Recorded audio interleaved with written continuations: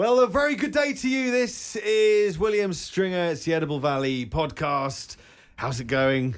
I'm doing good. I'm Chef Jonathan Fraser, and we've got guests today. We have. I wasn't actually, all right, so we're doing it wrong, but we're going to continue. I wasn't asking how you're doing. I was just generally putting it out there. We're doing great. Yeah, we're doing good. We're all doing good. We're always doing good. We've got some guests. We are going to introduce them right after this.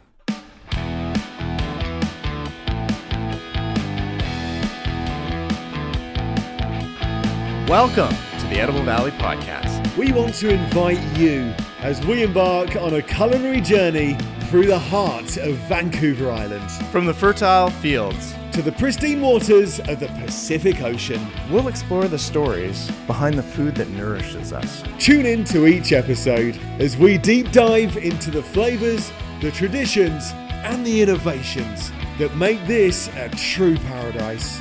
Now please join us as we explore our Edible Valley.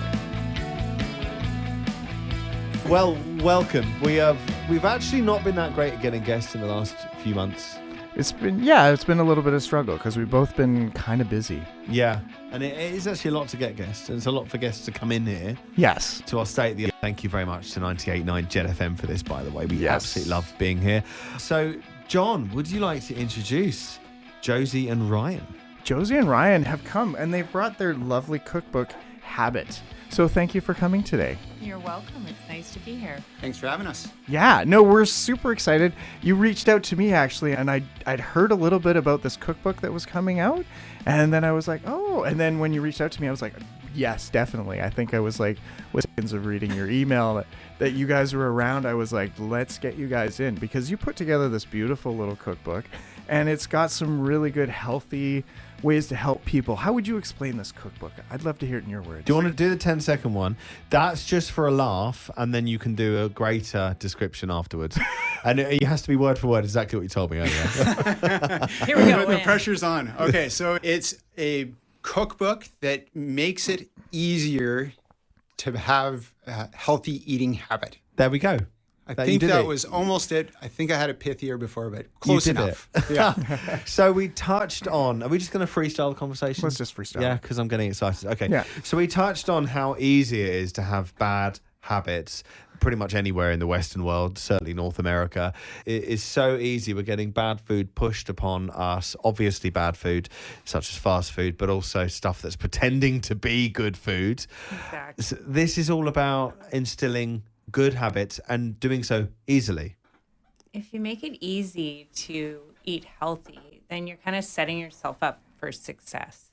Yeah. So when you come home and you're tired, instead of reaching for nachos because you can put together a meal really quickly, you reach into your freezer, you grab a teriyaki sauce, you put it in some hot water, it starts unthawing, cut up some veggies, put on the rice cooker, and you've made dinner. Like, Wow. You just set yourself up so that it's easy to do. I mean, you could even, sometimes I have my carrots pre-cut because that way I reach for those instead of maybe for the chocolate or the crackers. Crackers are my problem. Yes. Yeah, I mean, that little devil on your shoulder after a long day at work is particularly powerful. I mean, it's easy, somewhat easy to be good in the morning, but in the evening, that devil on your shoulder that's saying, get the crackers, let's, get some chocolate or something like that. So I find this, I'm a big prepper. I like prepping food, which is why I'm genuinely interested in this book, that if you've actually made it really easy and quick to eat good food, then suddenly that devil isn't as powerful because the good food is only a few minutes away. It's so true. And then the beautiful thing with habits is if that becomes your normal, your body actually craves that food. Right. And so from a psychological perspective, you start doing this, and after about 3 weeks, it's just what you do. Yeah. Maybe on Sunday, you do a big shop, you cut up some veggies, put them in the fridge, you make a couple sauces for the week. Yeah. You freeze half, and then that week is just going to be so much easier. Yeah. Well, I'm just looking. Okay, let's take it in turns because we're both ready to fire off questions. I'm just flipping through it, and Yeah. I'm craving lots of these food just looking at the pictures in here because good. you've done some really beautiful work on this, and Thank I you. love the idea of how you've set this up with your 6 mothers, or I'm not going to say mother, sorry, your 6 bases, sauces, Yeah. right? I mean, can we really talk about that? Because it's not just any old cookbook. It is very specifically set up in a certain way. So you've got 6 bases.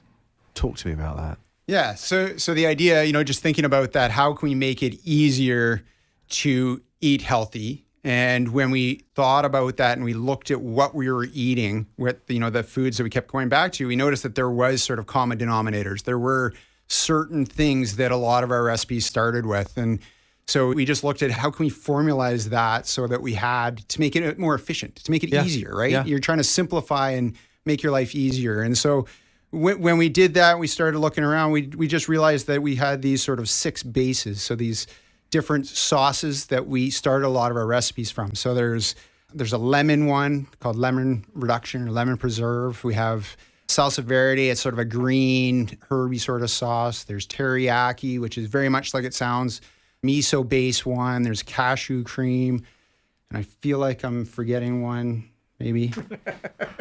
You get lost sometimes. So, cashew cream. Oh, and then Caesar is the 6th one. So like we love Caesar salad. And so for that, using that as kind of a starter as well. And so, yeah, having those 6 bases, then we started with those. And then it was, what can we make with these as the base, the starting point? What can we add to them to make something else? And so, for instance, that lemon preserve, we have everything from sort of a marinade for fish to a tequila cocktail. So like we try to look for a variety of things that we could do with these things. We have the cashew cream.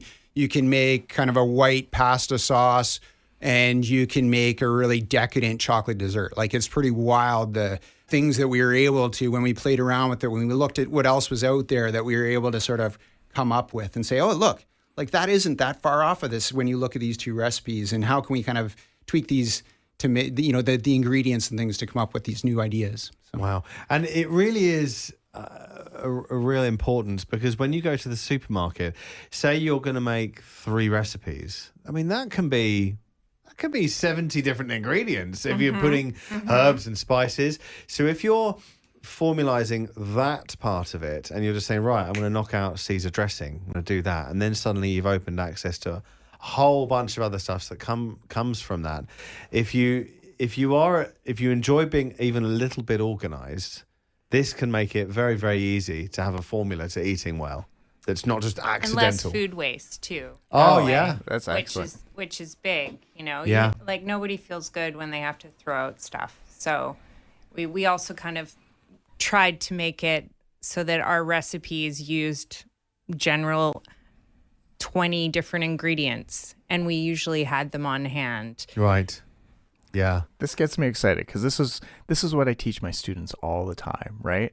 Like, and I love how you set it up with the 6 sauces, and that's what I was saying earlier, that like that's how we teach culinary, right? Is we teach our mother sauces and we teach our bases, and then from there we branch off to teach our students how to go to the next level and how you can go down the line. So doing this is brilliant, right? Like just how you have it set up. I really like that sort of concept, and it really gives you that chance to sort of play with these different ingredients. And yeah, all of these are like favorite sauces of mine. Like I'd put Caesar dressing on anything. I know. Especially like crispy Brussels sprouts. Like that one is so good. Oh, with Caesar. Yes. Oh, yeah. The little bacon. I mean, if you eat bacon or vegan bacon. Yeah. What?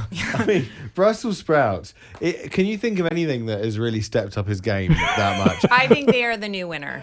I really do. Like people talk about how they're craving Brussels sprouts. Like literally at the gym today, one of the trainers was like, "I'm gonna have Brussels sprouts for lunch." I honestly remember the first time I put Brussels sprouts on a menu, and I was like, "This is never gonna work." Right. Sold out.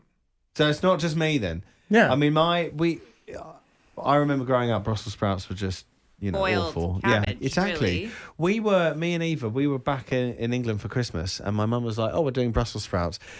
And I didn't clue in that these are not going to be good Brussels sprouts. I really hope my mum does listen to this sometime. Sorry, love you very much. But they were literally just put in water, boiled, and put onto a plate. I don't even think there was salt. Oh. And I just looked at Eva and I was like, English cooking at its best. Just as it. Sounds like you got a Christmas gift for your mom. I know. Yeah, I mean, she's so great on other things. It's almost unique to Brussels sprouts. They really have upped their game. So, I mean, it's good that I'm looking forward to actually finding this. So, how is the book actually ordered? So, you've got your bases. You talk about your bases. Then, how is it ordered to correlate with the bases and the other recipes? Yeah, so there's 6 chapters, and each chapter is devoted to one of the bases. So Amazing. the first recipe in each chapter is how you make the base. And then once you make it, our quantities are that you'd have enough for at least 2 or 3 recipes. And so you make your first base, you have it in the fridge, and then you're ready to make any one of the 6 or 3 or whatever are the other recipes. So after that, it's the different recipes that you can make with that base. And then the next chapter, same thing. We get on to the next base and the different recipes you can make with it. So on and so forth. Exactly. Yeah. And you can freeze the bases. Yep, they're all freezable. They all stay in the fridge for a week, no problem, and longer for most of them. And so you can literally, to kind of do that batch cooking, you could make double the recipe and have a whole bunch around, or just sort of use there's fresh parsley this week and sort of use that. And I think, as Josie sort of touched on there, we really worked on these recipes to make sure that they were simple. And so that goes beyond the base to the other recipes that kind of build off them, trying to make sure that the ingredients were stuff that people could find, or if they weren't, or easy to find. And we try and make that as simple as possible. And any that are kind of a little more obscure, we offered sort of some ideas of things that they could use as substitutes, but really worked on making those ingredients list short and the number of directions simple and quick. And because I think that's another thing that we've heard from people is that that was one of the reasons that holds them back from cooking, was if it's complicated and I don't have all the right ingredients. And especially cookbooks, you crack a lot of cookbooks and they're beautiful, and you look at that recipe and you're like, oh, I want to make that. And then you look at the recipe list or the ingredient list and you're like, oh, well, there's 20 ingredients there. That kind of turns me off right there. And I only have half of them. And so, and we didn't want that. We wanted a cookbook that people would use and would find useful. And so that was really like priorities for us, was to find that simplicity and that efficiency. I mean, that was the whole point. Right? Yeah. I love that idea. Yeah, I was going to just ask, let's go back a little bit. When did this all start? When did the idea of, I'm going to make a cookbook, come to you? So, like many people during the pandemic, we had a lot of time on our hands. And we decided we were going to start doing a cooking show in our kitchen, because I had a lot of professional female friends who knew nothing about cooking because you could buy everything. And all of a sudden, here they are stuck at home. And I thought, well, this is a way that I can help them. I'll make a few simple dishes. We'll make a video about it. And Ryan filmed, and my daughter would choose my outfits. And it became like something we did as a family. Oh, wow. Nice. So through that, That's lovely. we built a community of people, and my Instagram grew from that. And then because people seemed to be responding well to it, we thought, well, maybe there's a book here. Yeah, perfect. Yeah. Wow. As simple as that. A lot of good things like that grew from the pandemic. Yes. But a lot of people talked about it, but actually doing something like that. Yeah. And then a few years later, you're just publishing this now. It came out in late August. Okay, great. Yeah. Yeah. And it's completely gluten-free. I don't know if we've said that yet. Yeah, let's touch on that. So a couple of questions about that. First of all, why did you decide to go down the gluten-free route? Because often gluten-free itself is a selling point for a book. For me, the selling point of this book is the way it's laid out and with the bases, and therefore, if you can commit an hour or how long to making the base, then for the rest of the week, dinner is going to be super quick. Totally. That, if I'm wrong. Yeah. So then you got 2 selling points. Why did you go gluten free? Is it just personal reasons? I'm celiac. Yeah. There you so go. it Big just reason. came natural. Yeah. And I was finding it hard to find sauces. Like, sometimes you're looking for that little white space, or like that. That was a space I thought where there wasn't a lot of selection for me as a foodie who likes to cook. It's really nice to have some of your sauces pre-made, because otherwise, it can be overwhelming in the kitchen. So Yeah. I mean, so there's a lot of talk at the moment about UPF, ultra processed foods, and the things that are, the things that are in everyday products. And I've already had my show / rant about UPFs. Okay. Because they're being described as industrially produced edible substances. And Yeah. a lot of these things sit within popular brands. Sauce seems to be a really yeah. big source of fake food. Absolutely. And we're having an obesity epidemic, Yeah. as Oh, yeah. you know. Yeah.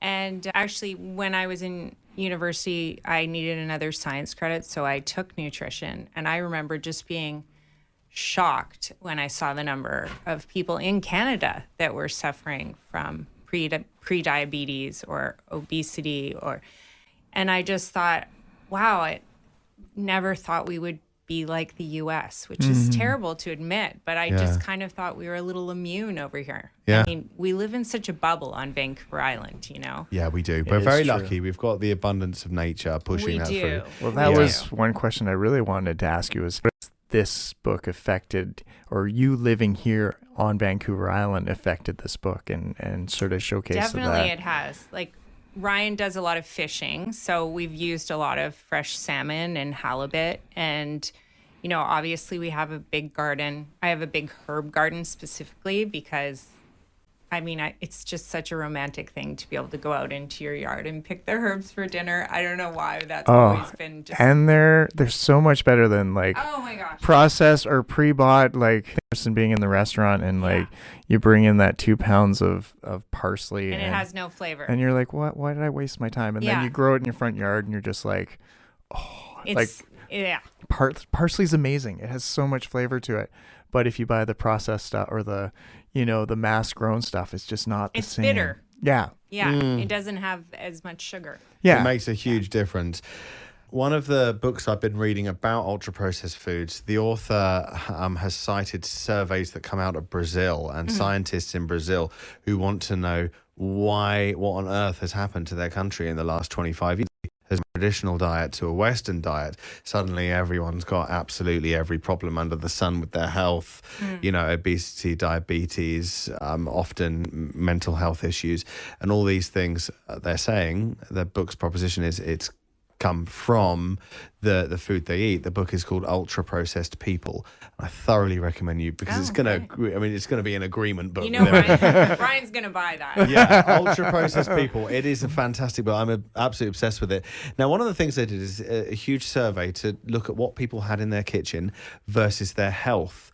And they found that the more sugar and salt and butter you have in your kitchen, the healthier families are. And that is because that's an indication that they cook from scratch. Yeah. As opposed to not having those base ingredients that your Yeah. book talks about. Yeah, which is shocking, really, if you think about it. But I mean, if you get a grass-fed organic butter, it is actually really good for your brain. It's Really? Yeah, it's full of oleic acid. I mean, there's a real difference in butter quality, obviously, but everything in moderation. Can you talk, this is more selfish reasons because I'm really curious, and I was just asking you this week. Yeah. Organic or grass-fed? If you can only do one, which would it be? Well, for me, it's always been local because it tastes better. For one thing, it hasn't, whatever you're buying is going to taste better if it hasn't had to travel. Yep. Of course. And Yeah. so we're so fortunate in the Comox Valley to have farms nearby and to have this access to these amazing produce, especially in the summer and I guess spring, fall as well. And I would always choose local even before organic, which I think is a bit controversial, but that's how I roll. I would, yeah. I mean, I meet some farmers and they say it's basically organic. We haven't certified it. We haven't been around for 9 or 10 years laying it fallow. I'm actually coming up from a UK perspective in my mind because I don't actually know. I should do, but I don't know that detail. But in the UK, it's 9 or 10 years, I think. You need to let it sit fallow with no chemicals, and then you can certify it as organic. Tremendously expensive thing to do. So a lot of people go, it's basically organic. Just take my word for it. You know, down the road, you can come and see the farm. We don't spray anything on there. And then you're not paying the high prices to certify and things like that. I'm all about grass fed, just to let you know. That's what you I just said. want to You get my said- 2 cents in Yeah, there no, because no. because it's more natural. There's more flavor in the grass. And being a guy who made ice cream for a while, that was definitely my go-to was the Really? grass fed rice, grass fed milk, just because it has a little bit more of a nicer flavor. And now I'm a little bit onto buffalo milk, so that's a whole the water buffalo milk, it's a whole nother level. So How have you found you guys' health as a result of following this kind of? I mean, were you always like this, or have you evolved in terms of your eating? Well, I mean, I grew up with a mother who taught nutrition. So Wonderful. I definitely grew up with good habits. Yeah. And obviously, when I went off on my own, I ate terribly for a while. But then as we end up being more like our parents than we'd like to admit. And that happened. Yeah. So I would say I've been very fortunate to have been fed healthy food as a young person. And so I like the taste of it. I think you're competing with hyper palatable food.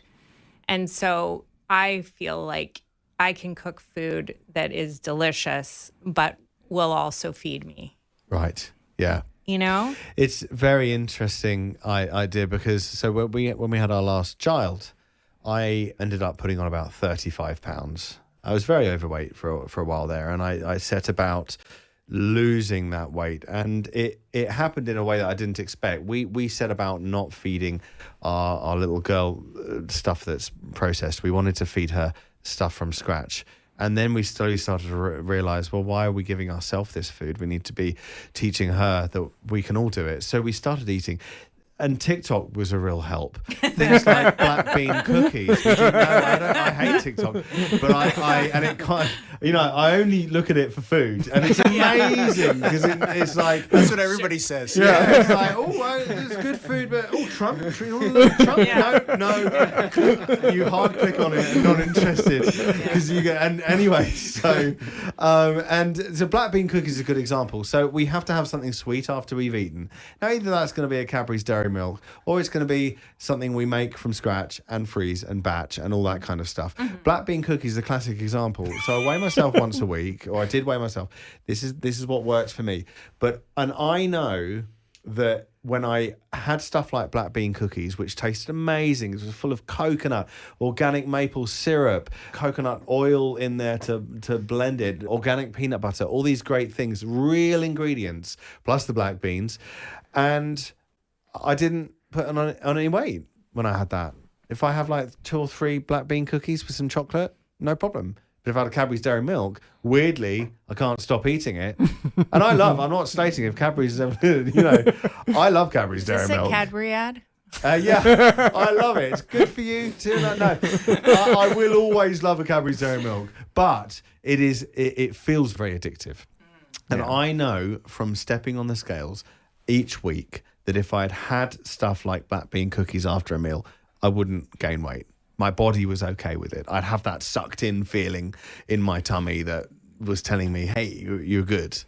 And so I know that cooking from scratch made a huge difference. Yeah. Yeah, I actually thought this was a black bean ad that we were How many times have I said black bean? It's a bet. Product placement. I think I think I've noticed the same sort of thing. I'm a really active guy, and if I eat Cadbury's, then I spike in a bonk, right? Like I go for a mountain bike ride, and I get halfway up the hill, and I'm dying. Yeah. Right. And so I think a big part of this is like where we went with this food and where we come from with food is thinking like that, is how what we put into our body is literally our fuel. And if it's not good fuel, then it's not helping us do what we want to do as active people. And so eating healthy is a big part of just our lifestyle and how we want to feel.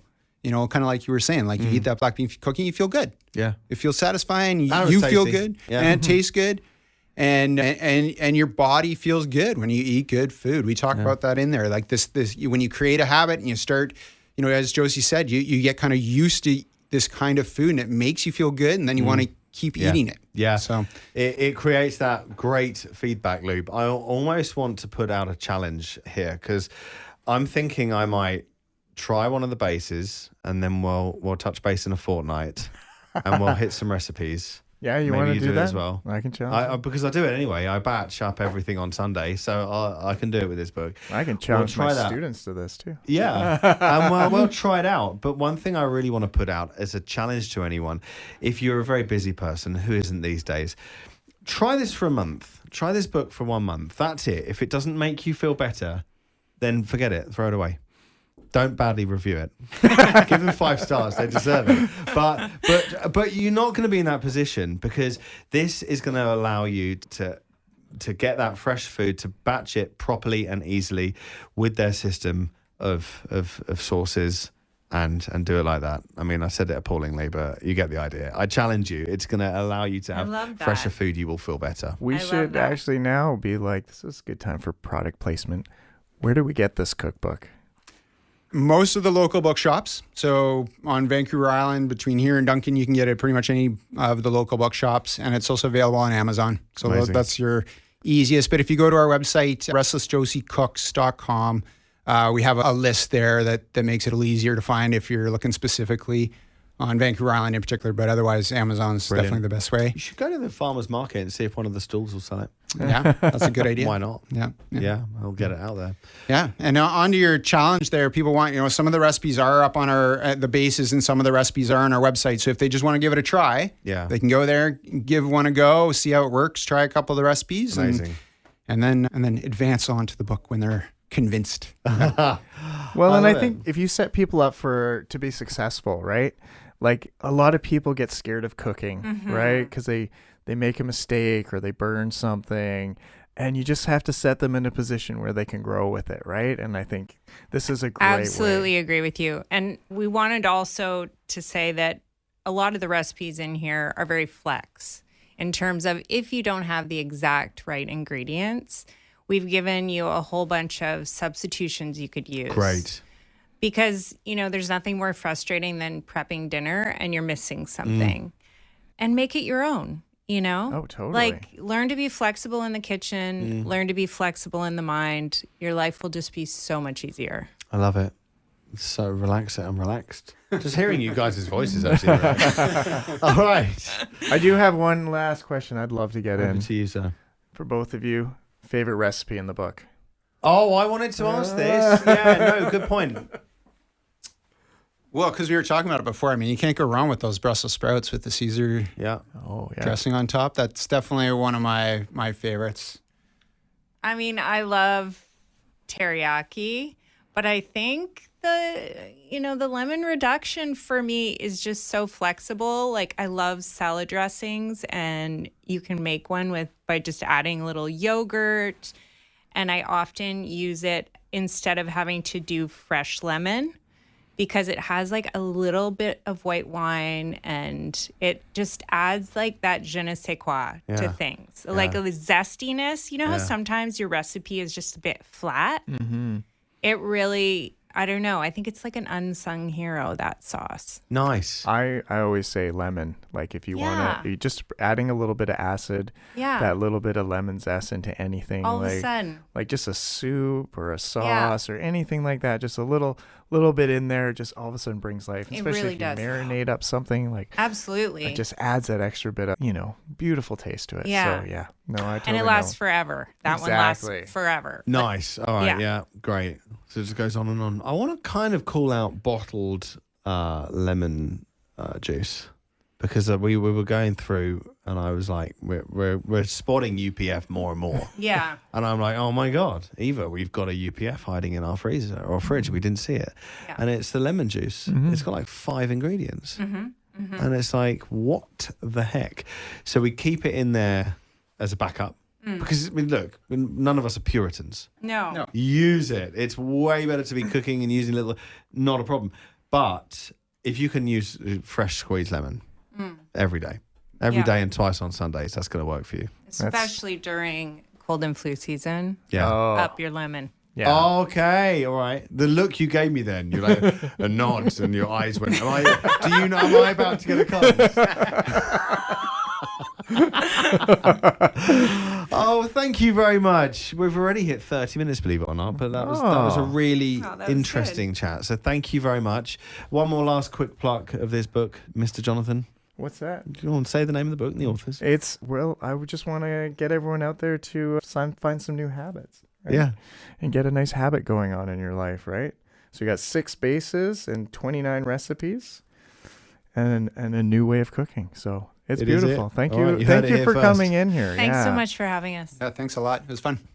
And we'll put it on our social. So all the links and everything like that. Perfect. You can find us on social too. Oh yeah. How can people get a hold of you on social? Let's get that. Instagram is where you would find me pretty much on my own personal Instagram. And then we also have a page for the cookbook. Okay. So we'll sometimes do cooking videos on there. And Right. obviously our website. Okay. So Restless Josie Cooks. And you can sign up for our newsletter. And I promise we don't spam because I hate that. But we do often send out recipe ideas, or maybe if a holiday's coming up, we'll come up with some new way to cook something, a way you haven't thought of before. Yeah. And this is coming from local people. That kind of does make a difference for me. If you're like, oh, great, because I might see them in the supermarket and I can say, hey, yeah, that was a really great recipe.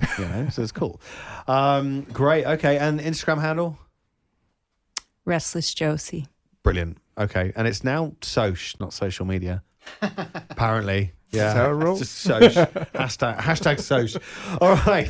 Great. Well, thank you very much for listening to the Edible Valley podcast. We're very grateful that you do listen. Thanks again to 98.9 Jet FM, the Comox Valley's best rock, for having us in their state-of-the-art studio. We will very soon be featured on My Comox Valley now under their Valley Voices section. So we're grateful for that as well. That's coming very shortly. Very shortly. Thank you. I'm William Stringer. I'm Chef Jonathan Fraser. And we'll see you again in a fortnight. Thank you. Cheers.